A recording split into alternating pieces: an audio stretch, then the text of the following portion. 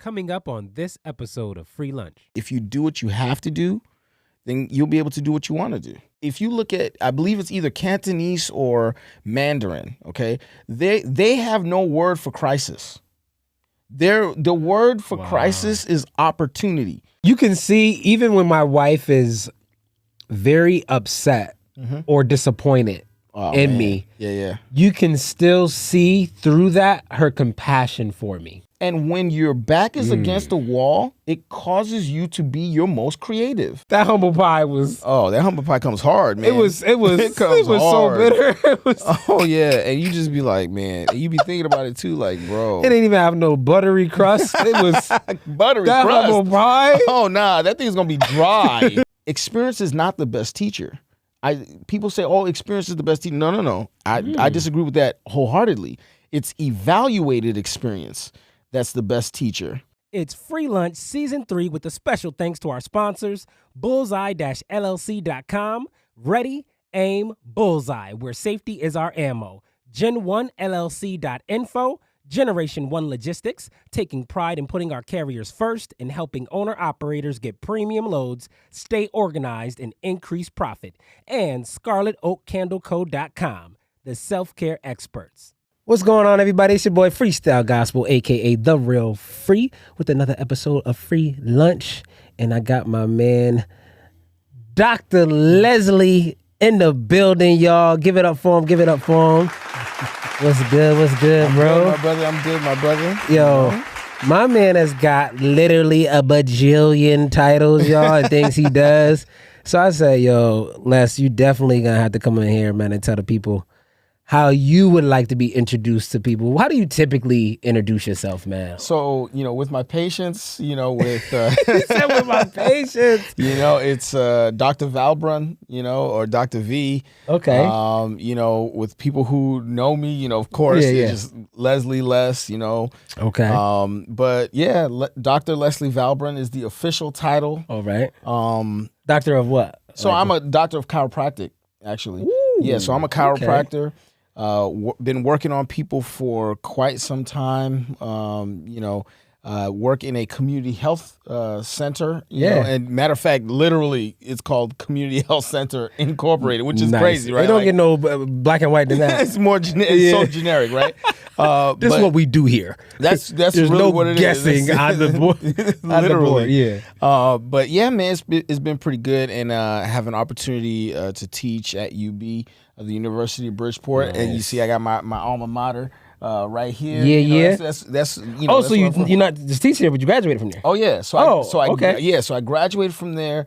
I teach there with the clinicians, because students come through and we have them on rotation at the clinic. And then, every once in a while. So is the clinic on the campus? No. So there's two different clinics. So there's a clinic that's on campus with the students, but then we also have like a residency program, like a fellowship program, which I'm a part of. And we teach students who come in and rotate through us before they go out into the community or before they go out into practice. And so...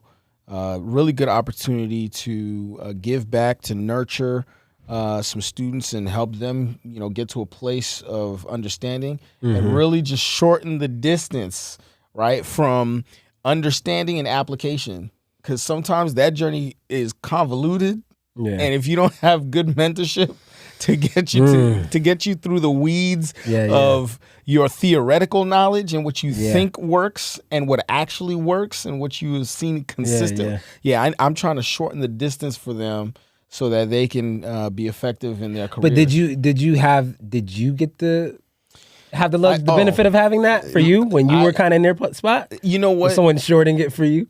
So yes and no. Yes, in the sense that I had great mentors. I mean, and even to today, great doctors who have poured into me, who have shown me the ropes. And it's funny because, you glean from everywhere, right? So you can take a little bit from this person, a little bit from that person. But the knowledge base that they had, that they have, I mean, it's like 70 to 100 years if combined experience. So I had one mentor who and he's still present, still working in the program itself, like still developing the program, expanding it. He's been in practice, I think, 50 years. I mean, he just celebrated 50 years of practice. That's not even 50 years of life. That's 50 years of practice. Yes, man. And that's crazy. The wealth of information from these guys, like they've seen it all. Like they've seen the seasons of life. They've seen the transitions. They've seen everything in 50 years. It's amazing. I'm thinking about, just because that's practice time, I'm thinking of, for him, how he's actually seen technology change in 50 years. Like 50 years ago? Yeah. Cell phones didn't even exist. Come on, man. Bro. Email didn't exist. The internet didn't exist. Like, this dude has literally watched a whole lot change in his field. Yeah. In life in general. Think about it like this. Impact, like. From rotary phone. that okay, and if you mess up, you gotta hang up and start right over, right? Yo. Then the touch tone, okay, from touch tone to having caller How ID. old is that dude? Man, I'm not gonna shout him out like that. We don't even know a name though, so it's okay. That's fair. So I think he's in his mid 70s. Oh, so he started out young too, got in there, man. No, but that's the thing. Some of these guys, I mean, we had one who just passed. I'll say his name, Dr. Zali, just passed. If it wasn't for him, right, the University of Bridgeport would never have had a chiropractic program, right? So I would have most likely gone to a school either upstate New York. I'm not even going to shout out the other schools, or on the West Coast, because that's where I was before coming to Connecticut. Oh, wow! And one of the reasons why I came to Connecticut was because of the proximity to New York City, right? Because the person I was with at the time, her family was based out in New York, and so it just made too much sense. So coming back to the East Coast, I'm an East Coast kid, but I loved being out in California. Man, I loved being out in California. That's just, ooh. So you born here, though? So, matter of fact, my journey is convoluted, man. So, born out in Chicago, right? So I was there for a little bit, Midwest, right? Moved to Massachusetts, was in Massachusetts for about maybe 16 years or so. And then from there to California. Was out there for about 7 He one of those people, years. y'all, when you ask him, hey, where you from? He got to pause for a second. Yeah, like where, Well, that 16 years in Mass. I guess, so you'd have been a teenager around then. High school? In my 20s. No, definitely. High school? Oh, absolutely. In Mass? Oh, no, for sure.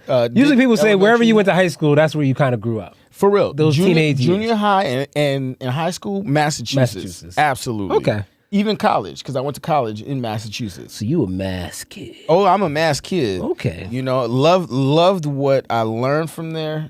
I gleaned, man. When I say I gleaned a whole lot, I really did from a lot of different places, man. Yeah. And so, I'm blessed that God has just imparted on me this opportunity to go to different places. Yeah. Because you get to adapt. You have to be adaptable. You have to be moldable. Yeah. And, even though you stay true to yourself, but, you acclimate to certain places, man. And I'm telling you, those experiences are amazing. Man, Chicago, I'm just thinking about just how different Chicago is to Mass, to how different that is to place, to the West Coast. You were in some very, uniquely different places. It wouldn't even be like I could take a page from this spot and I'm gonna just apply it and just copy and paste. It was a whole entire different environment. Yeah, completely for all different three regions. of those places. Yeah, man, that's crazy. Yeah. So you've been now at UB how long? Just as far as in the capacity you are now, as far as that kind of instructor. So about 6 years. 6 years. Yeah, I had the opportunity to teach orthopedic neurology and intro to orthopedics. So most of what I do is orthopedic based. Now, when you are like a teacher in the capacity you're in, do you have to be like? Because I always had this notion like if you're going to be like a professor somewhere, you have to first do that thing that you're teaching for like a certain amount of time, like you or have a PhD where you like did a bunch of research and wrote books, I guess. Sure. So was that like in your case, like a similar thing? Like, were you working in the field for a while first and then you became teaching, or you first like, went the PhD route right and then circle back to that? Like teaching, or because some people I think I hear like they actually teach after they get their master's and they have some experience like teaching, and then while they're working on like a PhD. Sure. What was that kind of trip for you? It's interesting because I have a master's in public health, right? So public health, promotion, education. So curriculum design, program design, all those things. You had that. I already had that. So makes sense. that experience, it was just translating it to, more clinical side of things rather than like a population-based side of things. So it wasn't that bad of a transition, but I got thrown right into it. I mean, I got thrown right into it. And the mentor that I was telling you about, that clinician, he was like, yeah, I need you to do X, Y, and Z. Go. And I said, yes, sir. So, hit the floor. And the thing is, it was a great experience. Of course, when you're first teaching, you got to adjust and you got to be able to see, okay, I've got 30 different students and I've got to be able to reach all 30 in a way that, helps them understand the concepts, the content, and then be able to apply it. So I had the privilege of being in a lab, in the sense of like a technique lab, an orthopedic lab. So I was teaching them a lot of the skills, the practical skills that they would be using, in the field. So for me, it was like, okay, this is stuff I already do. Yeah. So now it's just translating it and explaining it in such a way that people would be able to understand it, that they would be able to understand it, digest it, and then regurgitate it back to me, right? Because when it's exam time, like, I like to say that I'm a nice person, but I'm ruthless in the classroom. That's how I envision me, man. That's the same way. If I was in the classroom, I'd probably be that dude. I'm like, cool. I'm the approachable professor all day long. But when it's game time, it's game time, ladies and gentlemen. My exams are hard, man, and they're intentionally hard because the thing is, you can get the right answer. The right answer is great. I have no problem with you getting congratulations. You got the right answer. How did you get there? You one of those. How did you get there? Everybody done had a math teacher like that.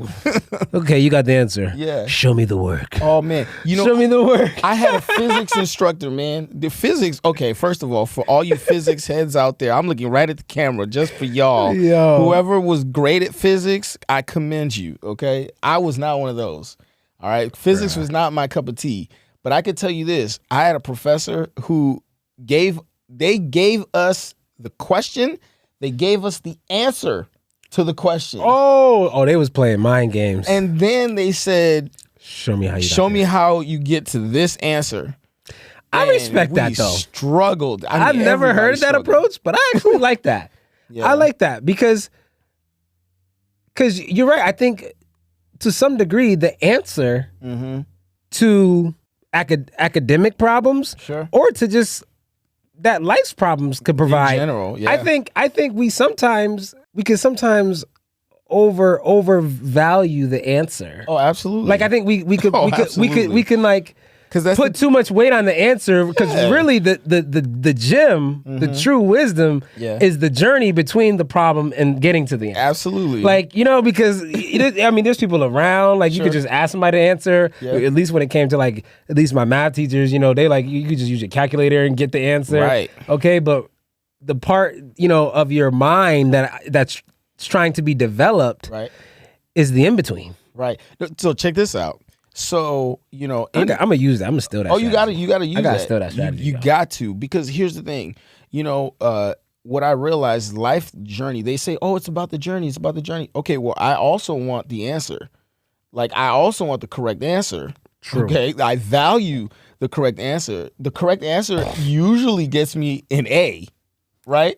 Okay, but here's the, right. The correct answer usually gets me an A. But then the thing is, you can still, and this is the thing about life and formulas in general. When you have problems, right, that you're trying to solve, you can still have the wrong formula and get the answer right.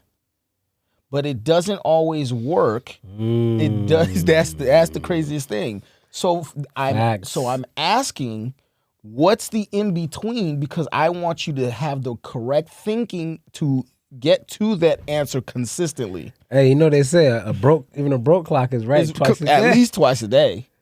Wow. So, bro, I didn't even think of that like that. Yo, you got the wrong formula and sometimes still get the right answer. Yeah, and you know what's because it's That's the crazy. understanding. Right. So the thing is, it's about the understanding. It's not necessarily about, oh, well, if I do this, I'm going to get it right every single time. Sure.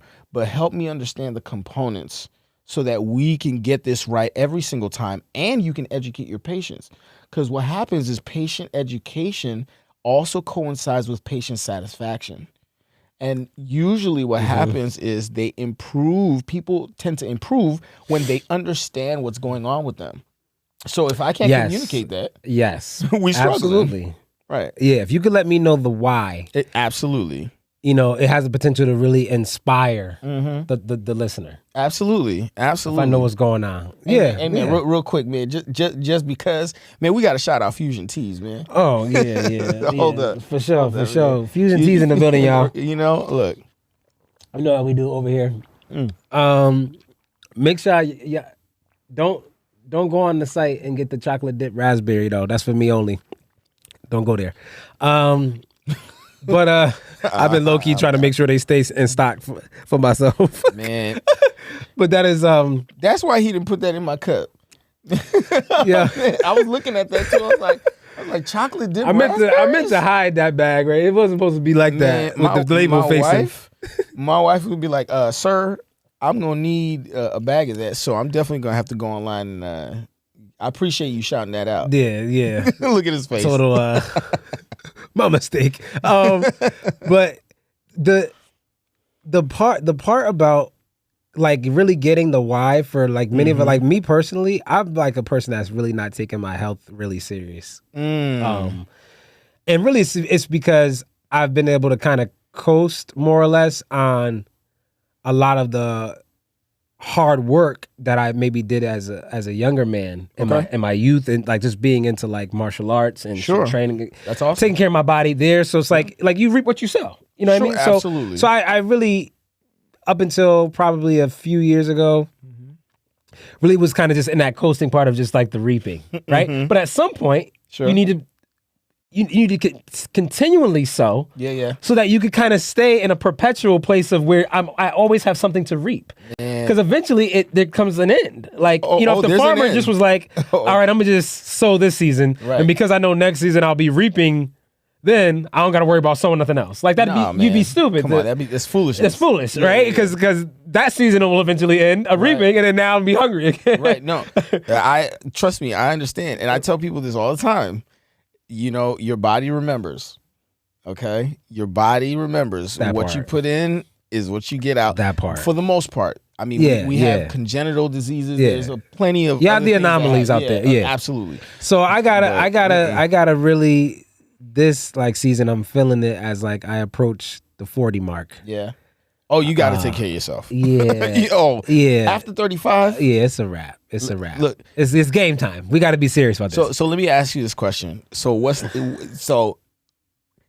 what is life expectancy here in the United States? Well, give me a number. You don't have to know exact, but just give me what that thought is. Well, I mean, from what I remember hearing or see, it's different for male to female, right? Sure, for the most part, I think. Just like general. But I think general like 70. Okay, so that's a solid answer, right? Yeah. Okay, so let's say life expectancy is right around 70 to 80 years old. I'm already over halfway. Okay, so that's number one. And no, but that's what I'm trying to point out. Yeah. You know, we don't. Let's not play games. There's no games. You halfway there, bruh.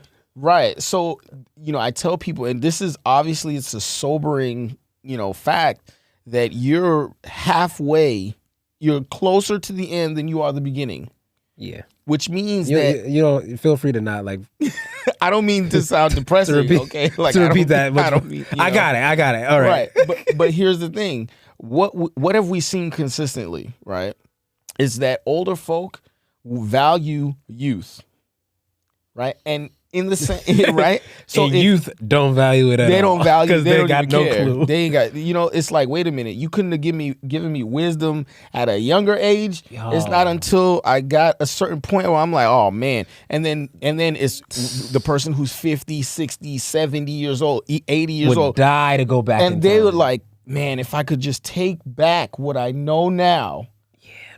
Right? That's what I'm trying to be on, man. I'm trying to do better, man. We all are. We all are, man. But that's like you said to your point. The first piece is awareness.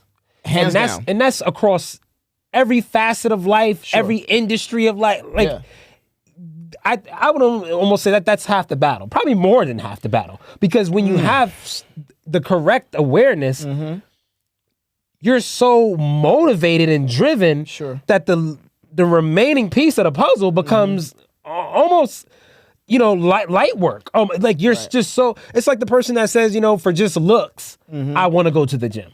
For just looks, right? That's probably a weak why. That's fair. Right? Because if I got the wrong day or I wake up on the wrong side of the bed or just maybe I had a long week, that's a why that's not.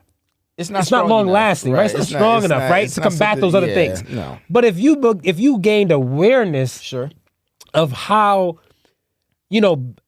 what certain exercise or, dietary regimens, how, long they could prolong your life, or how, if you're fighting with a certain ailment or disease, and you become aware of how much doing that particular exercise or doing this could help, cholesterol, blood pressure, whatever the other things the countless Americans face with. That becomes a thing that says, look, I might not be feeling like it, but you got to do it. I know what this is going to do for my body, my physical self. Right. And I think for at least many of us in the, minority communities, we don't have the awareness.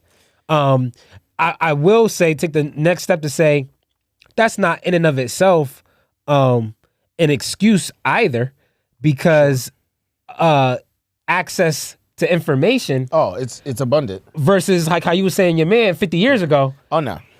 Access to information is literally all over the place. At your fingertips. So you could be on TikTok for 2 hours of the day getting all information that ain't gonna do a daggone thing for you. Yeah.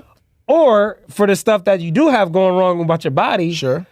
For those of us who, love ourselves, that's a whole nother episode podcast. You know what? Go ahead, finish your statement. Cause you know what I mean? Yeah. Like, you have access to gain the awareness and knowledge about the things you care about. Oh, absolutely. And if we, like I said, just touching on it, had more care of ourselves, it would increase self-care. But we don't. We have many of us who don't care and love ourselves. So then that's a whole, like I said, a whole nother. Yeah, you touching a lot topic. You touching a lot of. So in my industry, we call that yellow flags, right? So what part are you calling yellow flags? So I'm getting there. Yeah. So the yellow flags are your behavioral, your self-construct, your psychological. Those are the things that are like, okay, we gotta figure this out. That is your anxiety, your depression, anything dealing with how you view yourself in life in general.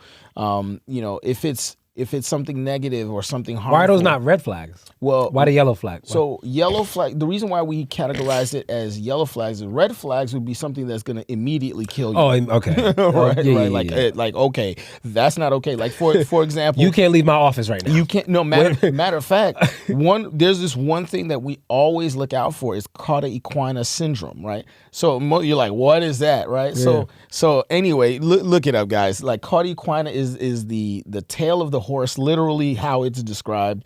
But at the end of your lumbar spine, right, it kind of looks like the tail of a horse. Okay. Like if you look at it from a neurological perspective. Oh, okay, yeah. Right, so it's coming down, it's like that. But here's the thing: if you have no control of your bowels, right, you have numbness within the groin type of area right there.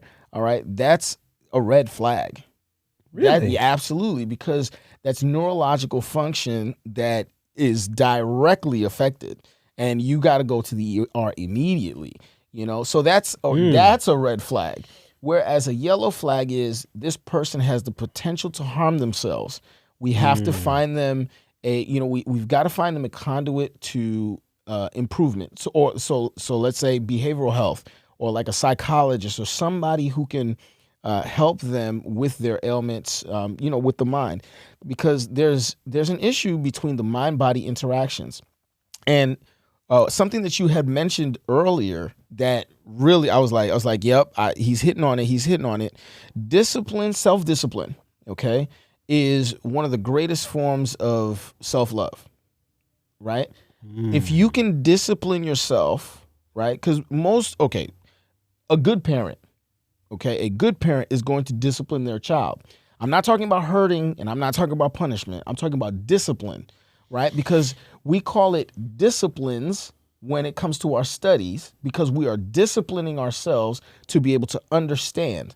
So if we now have disciplined ourselves to be regimented in a way that improves our health status, we are loving on ourselves. So I'm saying no to the candy bar. I'm disciplined enough to say no to that candy bar because I have these outcomes that I'm looking for. So it's the discipline of saying, matter of fact. What he doing, y'all? He low-key coming for my Reese cups. I'm about to cut his mic off, y'all. those Reese's, man. And the thing is, right, think about it like this, right? Who likes waking up at 4:30 in the morning? I'm a morning person, and I don't like waking up at 4:30. Not I, said the... Right? No, because, but here's the thing. If I don't get up at that time to work out, it's not going to happen. My day's busy enough as it is. It's not. Same with me, yeah. If it don't happen that early, then it can't. It's just not going to happen. Like, my day's just too busy, right? So think about it like this. I now have to discipline myself. It goes back to that word discipline. I'm disciplining myself. I'm saying, oh, that's how you feel? I don't care how you feel. Get up and get your butt out the door. Wow. Nah, that's discipline for sure, right? Man. Big up. Think about it like this. The person who is now I'm gonna just keep it real. Okay. I grew up in a family where, some of the brothers worked out, okay, but I didn't see the ladies working out at all. I did not see that. Now, what they cared about was I look sexy, I'm voluptuous, I'm this, I'm that. Now, I'm blessed that I come from a family of generally good-looking people, okay? However, just because you want to look a certain way doesn't necessarily mean that you don't put the work in to look that way. And I'm going to say it like this. For the ladies who are out there, and I'm not coming for your life, but for the ladies who are out there who are like, but I like the way I look, sometimes you have to say to yourself, just because I look this way is not going to, it's not going to affect my health 30 years from now. Oh, let me rephrase that. My health is more important than how I look right now. So if you've got to get that cardio, the blood flow, that's what you got to do, then that's what you got to do.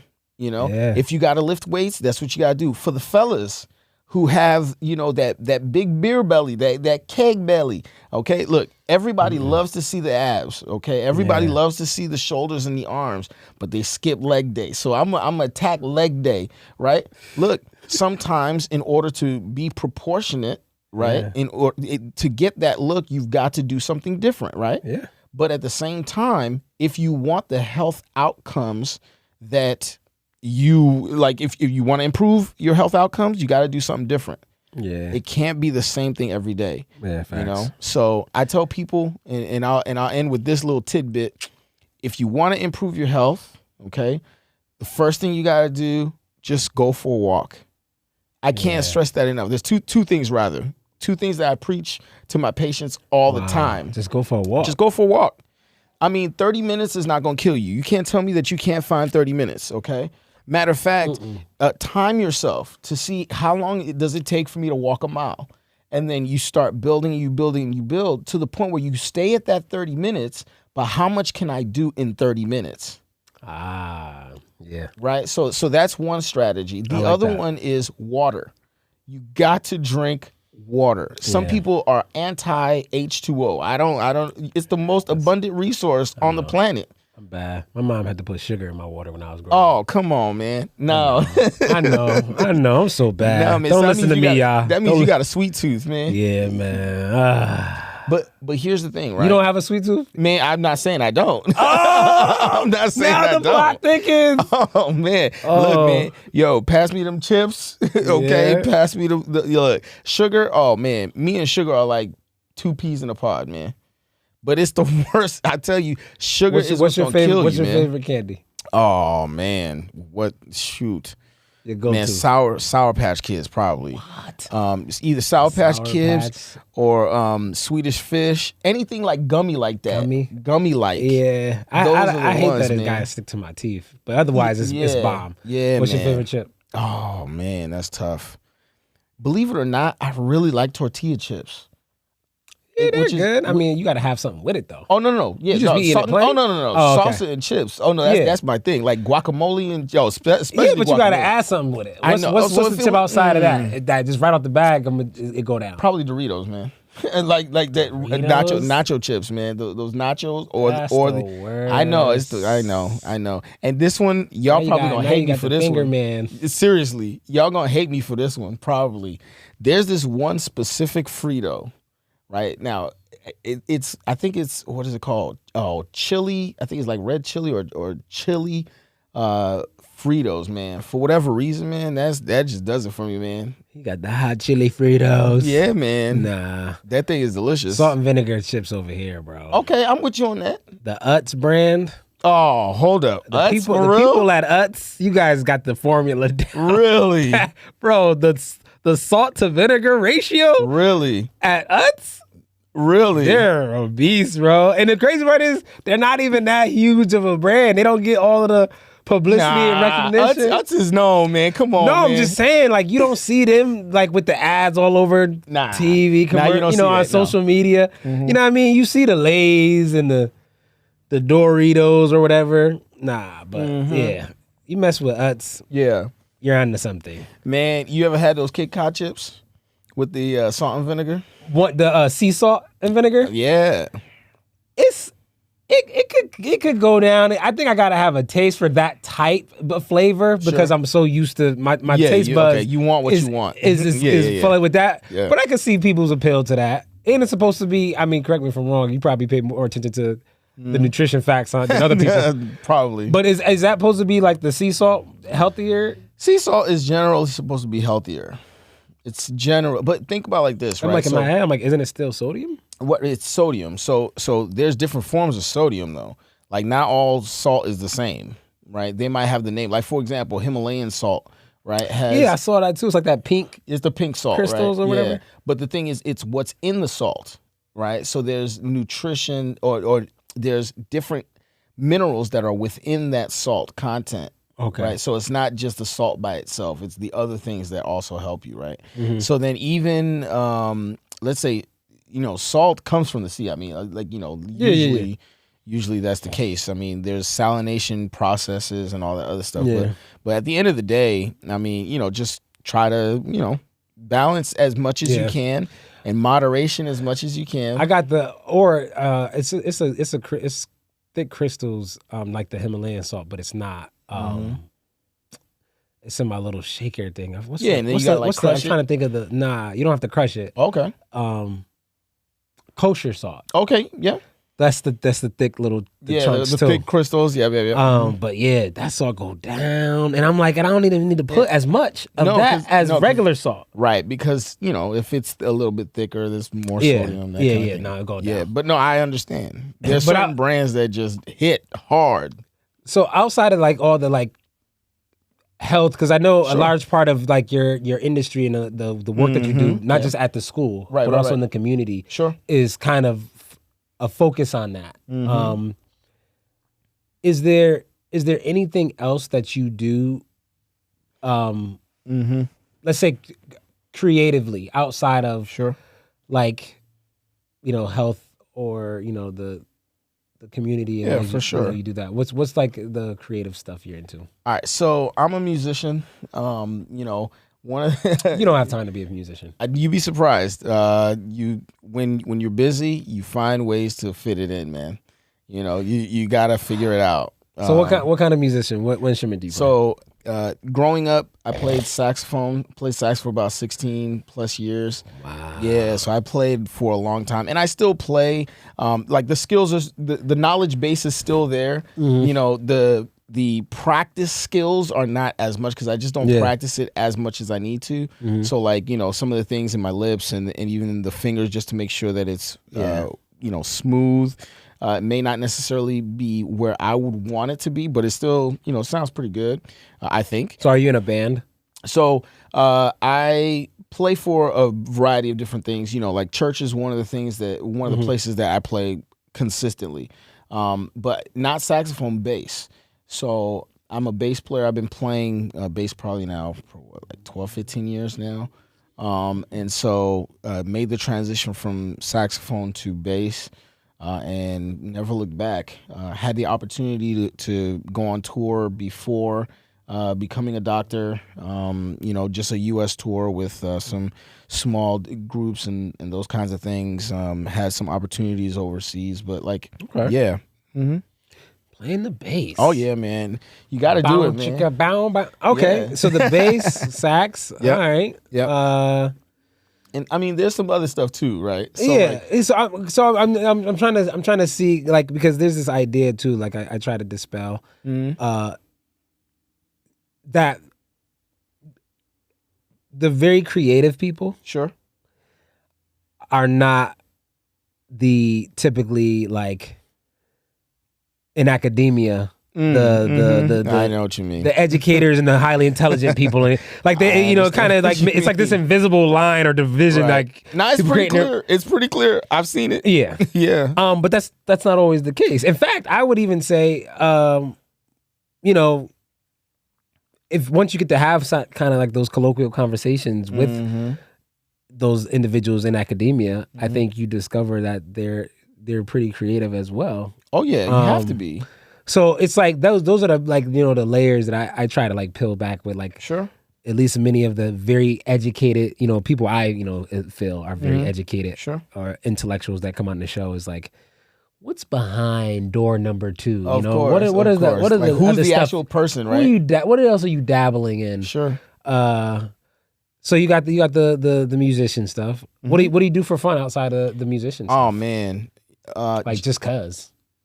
Man, if given the opportunity, believe it or not, I hate to say this, because I'm so busy sometimes, like the pendulum swings in the complete opposite direction. And like I can be a great waster of time. Meaning, dude, I'm glad somebody else said that. It becomes literally, because if you're not to cut you off, but I have just never heard somebody else say that like that. It's like, because if you're the kind of individual that works, or your time is so jammed with like intentional, purposeful work, and like you have very little free time to yourself. Right. When you finally get any, like sometimes I tell my wife, like one of my biggest pastimes is just taking a nap. Is doing nothing. Like doing nothing. I just want to just say, because I don't get to do this. This is amazing. People get to do this. Right. Right. It's funny because it's like perhaps maybe I'm too overambitious for myself. Like I expect of myself a lot. Yeah. Not of others per se, but of myself. You hold yourself to a high stand. Yeah. And so if I'm going to do something, I'm going to do it to the best of my ability. I'm the same way. But the thing is, right? So my best in certain things. I needed this conversation. I needed to feel validated, guys. Yeah. No, but that's the truth though. Like, and here's the thing. Sometimes, and I'll say this to students, I'm like, okay, look, sometimes at this moment, a C+ or a B-, okay, that's not what anybody wants to hear, okay? But sometimes that might be the best that might be the best you have to offer right now. But don't tell me that you didn't put the work, right? Because you know what you're capable of. Yeah. You got to put the work in, and if you put the work in and it's still not coming to you, that's fine. But eventually, over time, you'll be able to look back and say, okay, well, I put the work in at least. Right. Yeah. And then the other thing too is like, so let's talk about experience for a second, right? Because my experiences are maybe a little different than some others, but I tell people, experience is not the best teacher. People say, oh, experience is the best teacher. No. I disagree with that wholeheartedly. It's evaluated experience that's the best teacher. So you have to qualify that, because if you don't think back, if you aren't processing through to be like, okay, what did I actually do? What did I do right? What did I do wrong? And how can I make it better? How can I build on this thing, right? Then you're bound to just do the same things over and over and over again, because you're not evaluating the experience. So you get to stay where you are rather than move forward from where you are. That sounds like the devil. Oh yeah, he learns from your mistakes. Oh, absolutely. Sing it, even man. if you don't. Right? Yeah, even if you don't. Yeah. Oh, he got you in cycle, and that's the reason why. Yo, shout out to my man, yo. Oh yeah, Jonathan McReynolds, everybody. Dude, Jonathan McReynolds. That cycle shit. When I heard that, I was like, that's real. Out. That's real, bro. That's real talk. How many of us stuck in a cycle, bro? Because we're not having the evaluated experience. But here's the other thing too, and one thing that I love about platforms like this, the podcasts like this, it gives us an opportunity to express ourselves, specifically men, and we just happen to be black, right? Yeah. So black men, even to express themselves and to have the intellectual conversations, to be able to decipher certain things, to be able to process certain things, and then we can say, okay, well, let's listen back and let's talk about some of the things that we discussed and even break it down even further. It helps us understand ourselves a lot better, right? And it also helps strengthen something that we did not grow up with, which was to express ourselves consistently in a constructive manner. Yes. Rather than, men don't cry, men don't do this, they don't do that. You stay quiet. Or respond with aggression. Right. Yeah. And so it actually helps us in our relationships too. Because women in general, not all women, ladies, don't come for my life. Don't come for his life. Okay. They generally love to speak. They love to talk. They have to express to you. They want to talk to you. They got to get their 10,000 words a day. Come on now. I didn't come up with those numbers. I read it somewhere, y'all. Somewhere. Yeah, somewhere. In the ether somewhere. I don't know. But at the end of the day, it's okay. Now that I'm exercising the skill, right? Which is unfortunately and fortunately, goes back to that discipline, right? I'm exercising. You see that discipline, right? Yep. Exercising this skill, to strengthen over time. Now I can have the same conversation. I can have the conversation on their level, and then even be able to explain, maybe even my feelings or how I am with this person that I hold near and dear to my heart. You see what I'm saying? And speaking of the, I almost forgot that. I almost forgot that story to tell you. Oh yeah, you gotta tell me. Yeah. I'm listening. Yo, so which is why y'all see me with my phone in my hand. Is I had a podcast, I think maybe a couple weeks ago, and usually, we and my wife, we have a shared Google Calendar. Yep. So she could see when I have, guests on the show. I got to be at the studio. Sure. Anybody who knows having a spouse and children, you got to be organized at least on that. Come on now. front. So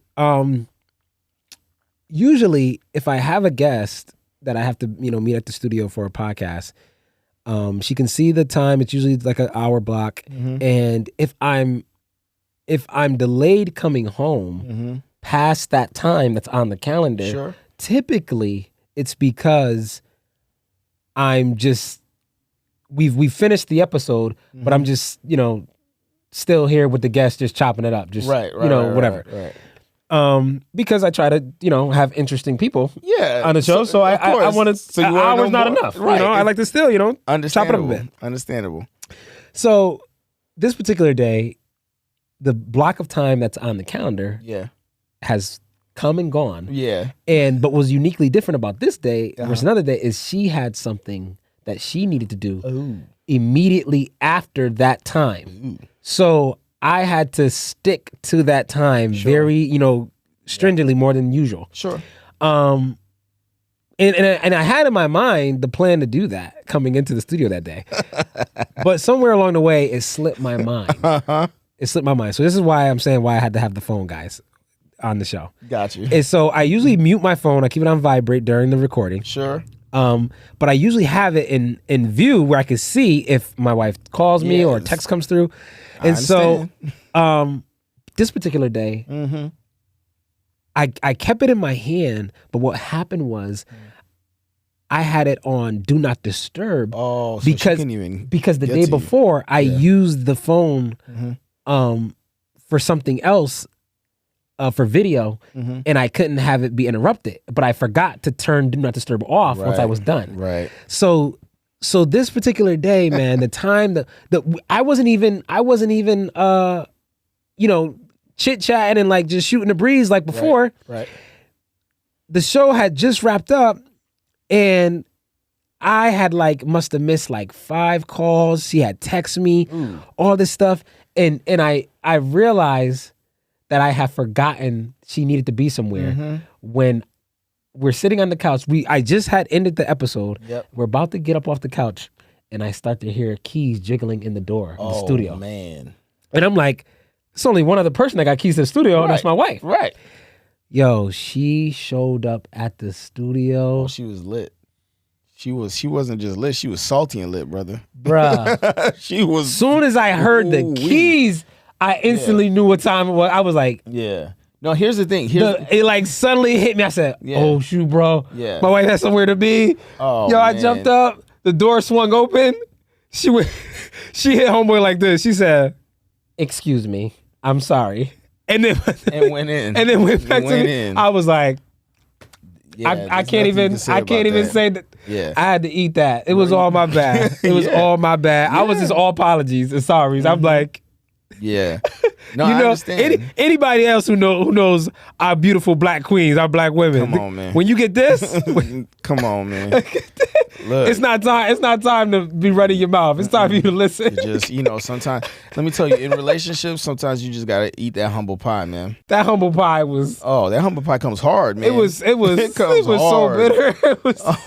And you just be like, man, and you be thinking about it too, like, bro. It didn't even have no buttery crust. It was buttery that crust. Humble pie. Oh nah, that thing's gonna be dry. Okay, it's gonna be dry. Left in the oven mad long. You gonna be like, what is that? Nah, man. Nah. Because I know the first thing, knowing my woman, okay, if she came through that door, right, the first thing that she's thinking of is this man alive? I know her.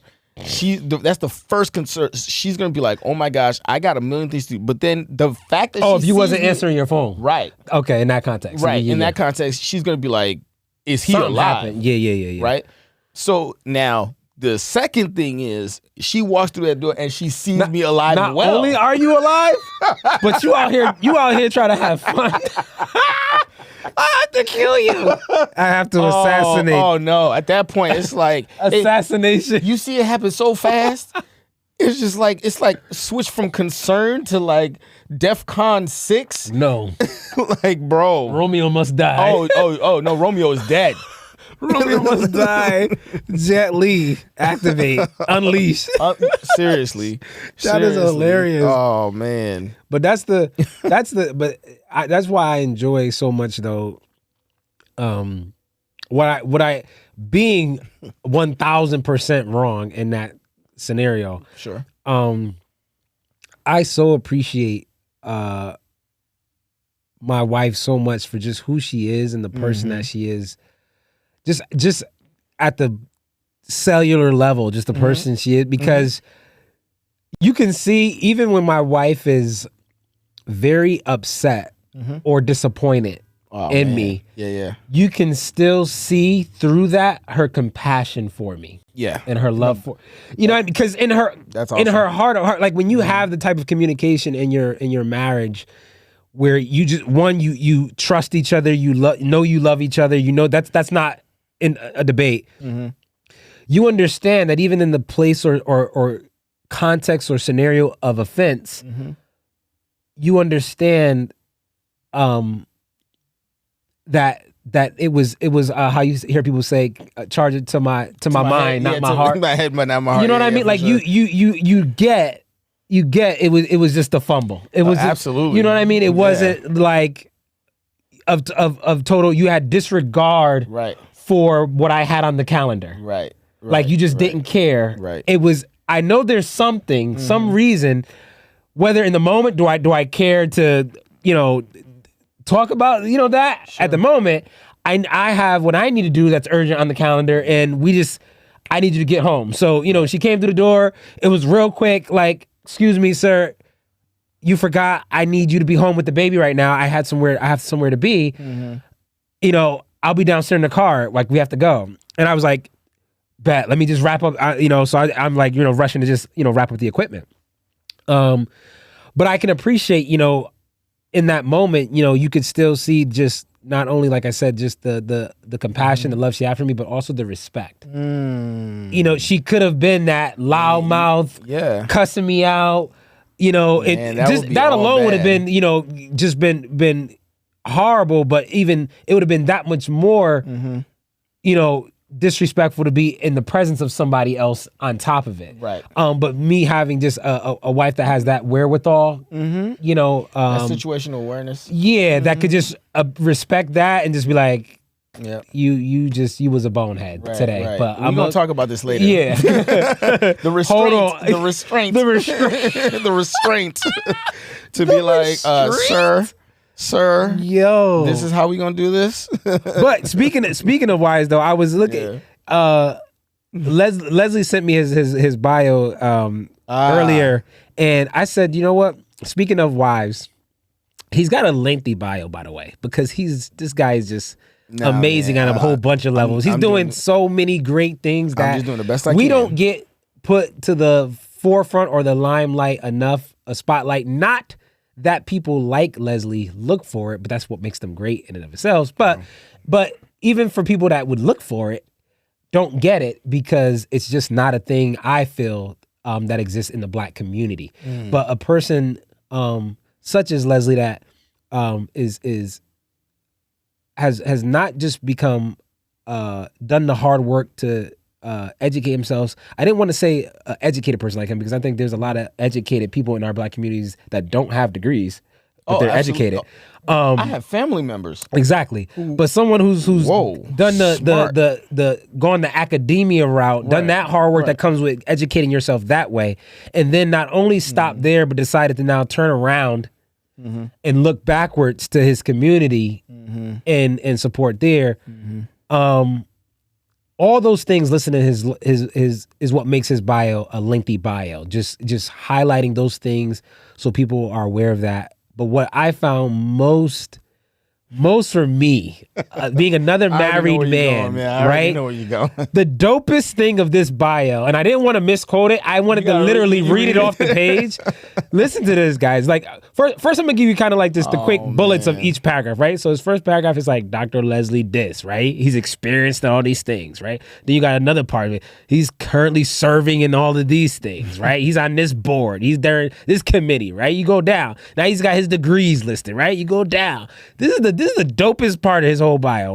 Watch this. I think so too, though. Watch this. Listen. He says, with all humility, among his achievements, God has blessed him with his incomparable, compassionate, wonderful, she is empathetic. Oh yes, exemplary. He ain't done yet. And beautiful wife, fine. Danielle Patrice Valbrun. Y'all, that we got to give the hand claps for that, man. Yo, that intro / outro to his bio, the intro to the wife / outro to the bio is absolutely fire, bro. Man, I appreciate you, man. That's I appreciate you. Like, it almost, after I read it, I stopped for a second, y'all. I was like, did I invite the wrong person to the podcast? Maybe I need to. I'm trying to get Mrs. Valbrun on the. Oh man, and you know what the funny thing is? I gotta invite her on the show. Yo, she does not like the limelight at all. She does not. She is a background person through and through. And the funny thing is, you know, I see so many great qualities in her that I'm like, man, this could be used here. It could be used there. I said the same thing. But my wife was like, no. Yeah, man. Yeah. Yo, that's like a. I think it speaks volumes when you can be, because my wife is the same way. She's I don't want to say getting better, because that's a it's different. She's changing. She's different. Yeah. So it's not better in my eyes. You know, I'm always seeing as an entrepreneur how you could use your own personal gifts and absolutely your personality to make a way for yourself, right? And create a brand or income stream. But that's not my wife. And so she hasn't gotten better with that, but she's gotten more open to listening to her husband, basically. You know what? And say, hey. That openness makes a huge difference. Yeah. So she's been doing more things on platforms or building a platform for herself in that vein, but she's really, really bashful about it and doesn't really like to. But I think it speaks volumes to somebody who's the opposite of me, or a person like, you or I, that can be such a dynamic individual in the background. Yeah. And even in certain contexts, that's a good one. Smarter than you, more educated, more resource, like, bro. That if they did do the things you're trying to toil at, it would catapult on a different somebody level. that can be like that, play a background position of support for men such as ourselves, to the degree they do. It speaks just volumes to who they are as people. Like, and I tell my wife, that's why I work so hard doing the things I do, whether it's in the studio, out, in my other, veins in which I, do business, so that I can bring her a return. I refer to my wife all the time. I refer to it as, offering her a return on her investment in me. Oh, when she's like, nice. You working so hard, you do, and I go, I don't want it to get lost in translation, honey, that I'm working the 9th hour of the day, the 10th hour, 12 hours, because out of a selfishness or disregard for you and family back home. Right. If I'm in the studio for the 9th hour, the 10th hour of the day, and granted, it doesn't mean I'm a pass to do it and not it doesn't always and not doing marriage with my wife and understanding the way that's listening to her heart. Sure. But I want you to know that I am working so hard because my why that keeps me driven is just that. I am you have invested so much of just not yourself, but resources, money, sacrifice. Time, you have invested in me, this man, and I am a man of integrity. I am a person that even people who've donated, in different campaigns I've done as an artist. I'm a person that loves to simply hold myself accountable to people who are pouring into me. Can I jump in real quick? Yeah. Let me tell you. So, I look at it as the male complex. Let me say that. The male complex. When I'm talking to younger guys who I mentor, I say, the definition of male, being a male, And not to say that women are absolved of this, because they're not. It's responsibility, right? It's the ability to respond appropriately. Okay. That's how I break it down for them.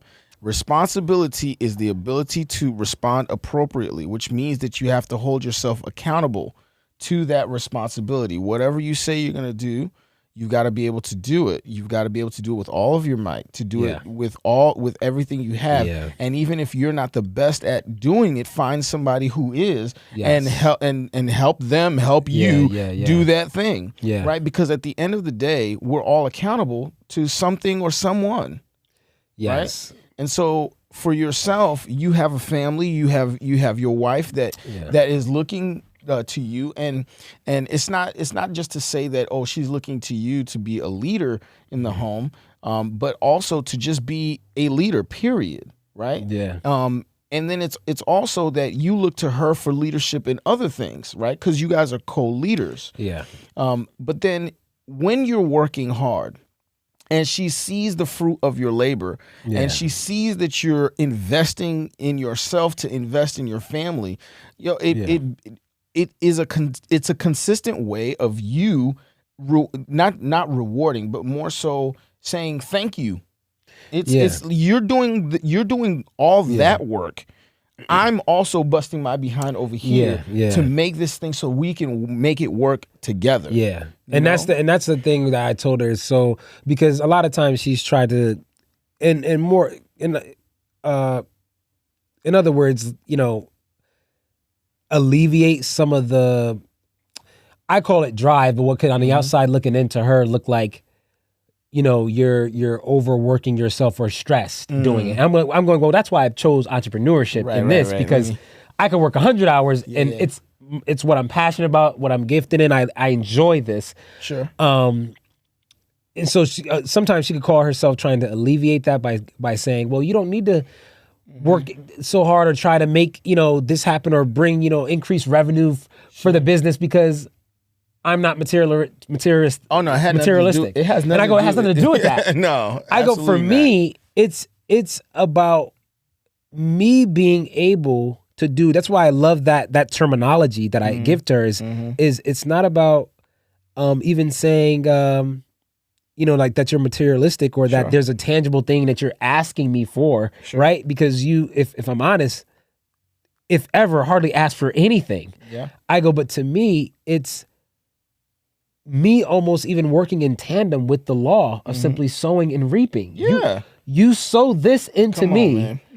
I am ignited by an inward force totally detached from you. Yeah. You don't, it's not a requirement that needs you to be asking for something for it to be set in motion. Sure. So because of that, working in the opposite, it won't be paused or stopped because you say something. Right. Or because you say, hey, honey, I don't need a birthday present, this year. Or honey, I don't need that, or I got it. Even, my wife, she's been blessed to, have an excellent job or career where, she makes, money, enough money, right? Like, so it's not even that, but her just being able to understand simply by all you've sown into me,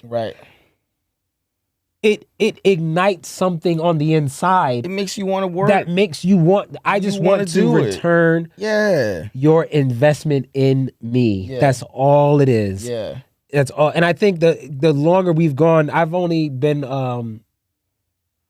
almost January will make a full year since I've been a full-time entrepreneur. That's awesome, man. Congratulations. Yeah. So up until this point, or up until prior to January of this year when I went full-time, I've always had the 9 to 5 and then this was stuff on the side. Sure, you squeeze it in where you can and doing consulting work and, performing, TV, film stuff. It's always on the side. And then especially now this year, we've been married. This month will actually make our 6-year anniversary, November 30th. Congratulations. Up until this year, she's done marriage with me, done life with me, seeing me work the 9 to 5, try to find time on the side to do the thing that I enjoy and that I'm passionate about, that I'm gifted in, that I'm all that. And then when this top of the year came and we had to make the decision, about if I was going to take that leap. Mm-hmm. Having that woman by my side, that person to say, that support, man, that yo, support, go. Yeah. You can. One thing she commonly says to me, if there's anybody who can do it, Chris, it's you. You can. Yes, sir. Like, she has no idea how much tackling fuel that puts in my backpack. Like, man, I could take on the whole world. Absolutely. With that? Absolutely. Because you feel like all right. You know how people will say, oh, your back is against the wall, right? Sometimes that's the best place for you to be. You need your back to be against the wall so that you can feel that support. Wow. Okay? Most people think that you're being backed into a corner. But actually, when you feel, now I have strength to push forward because the wall is right there. And sometimes she's got to be that wall that holds you up, that gives you that support, that floor that keeps you upright so that you can actually move to the place that you're trying to get to. And most people look at as the wall as being a place a negative place, a place of blockage. No. Sometimes the wall is there to help direct you to where you need to go. And I look at it like this: life is all about the perspective, right?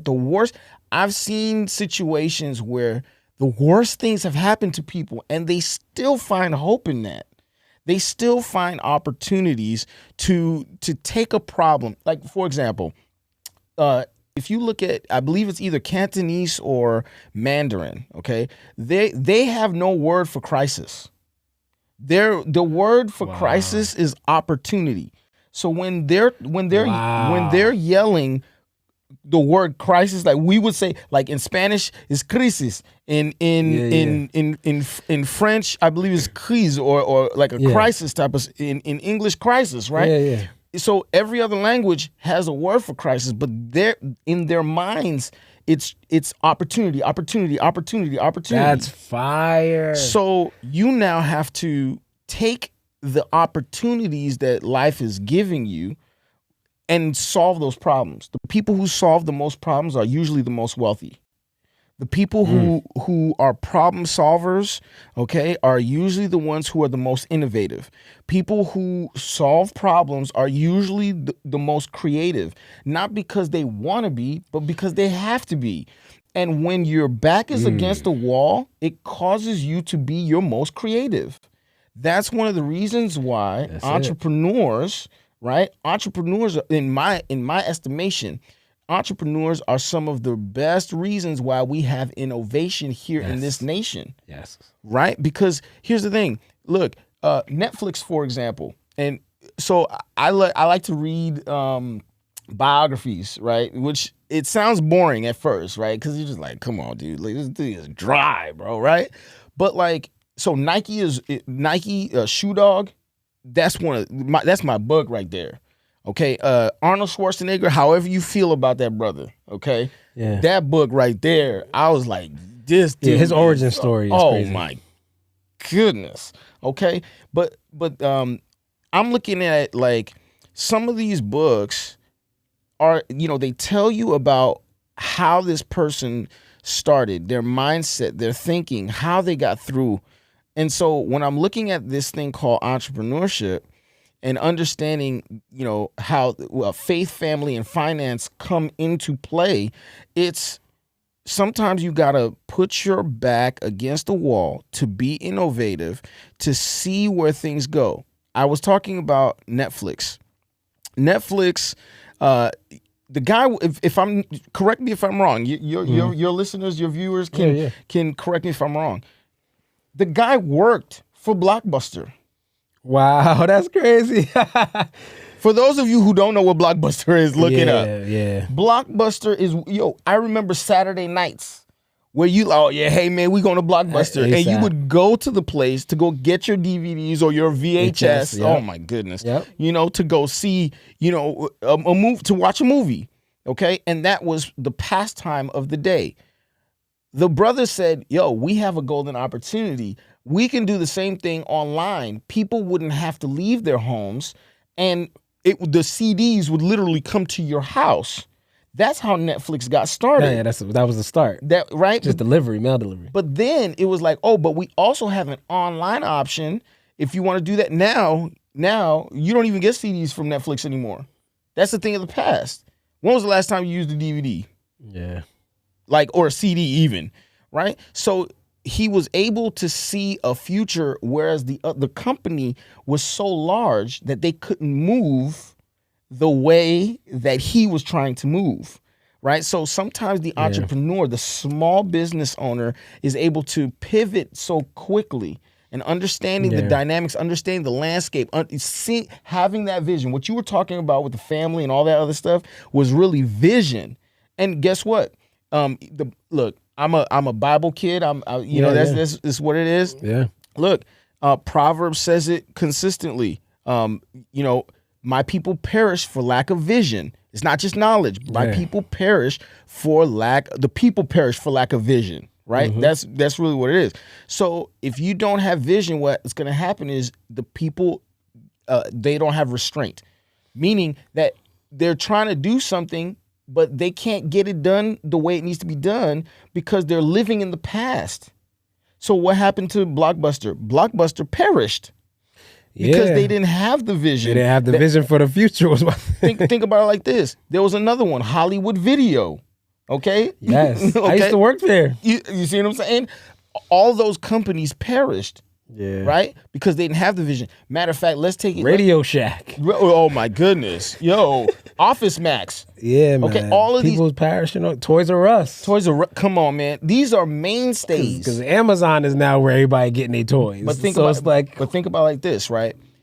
What happened? They positioned themselves to be successful in good and bad times. Yes. And we as leaders, we as entrepreneurs, we have to put ourselves in a position to thrive in good and bad times. So Amazon, for example, right? They said, oh, we got a pandemic? Great. Everybody's home?